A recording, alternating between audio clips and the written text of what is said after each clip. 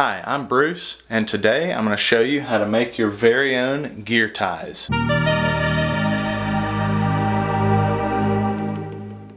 These handmade gear ties are very easy to make. They don't require a lot of tools or materials. In fact, I make some thinner ones out of material like this for inside cord management for lamps, computer area, that kind of thing, instead of zip ties because you can reuse them. And then I use some of this heavier gauge aluminum wire for heavy duty tasks like large extension cords in the shop.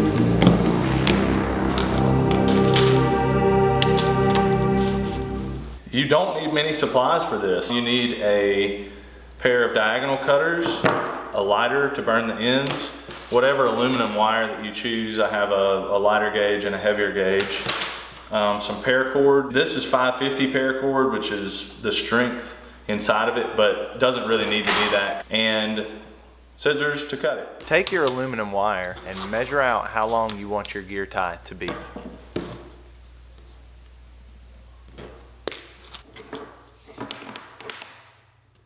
Then measure out your paracord based on this and cut it to length. Remember, you want about 1/2 inch extra on each end. You can always trim this later. Pull the strings out of the inside, leaving just the paracord sheath. This is the nylon part. Take your lighter and burn one end. Then smash it closed.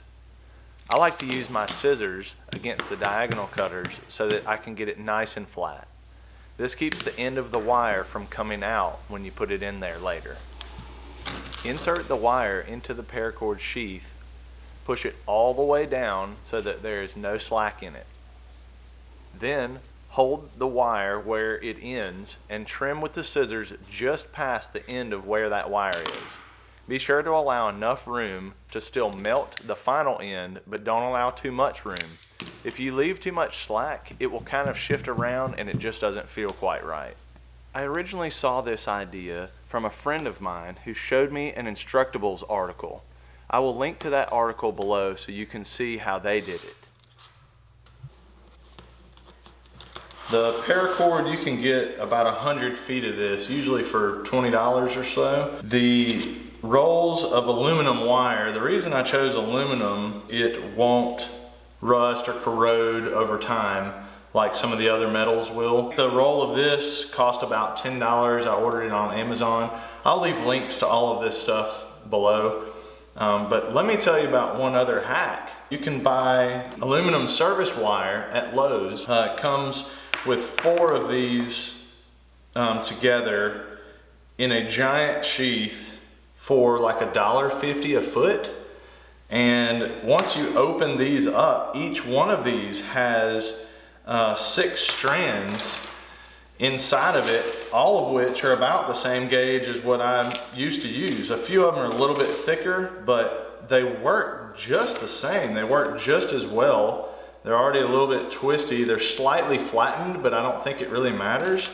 So really, you could go buy 1 foot of that service wire and get about this many just for $1.50.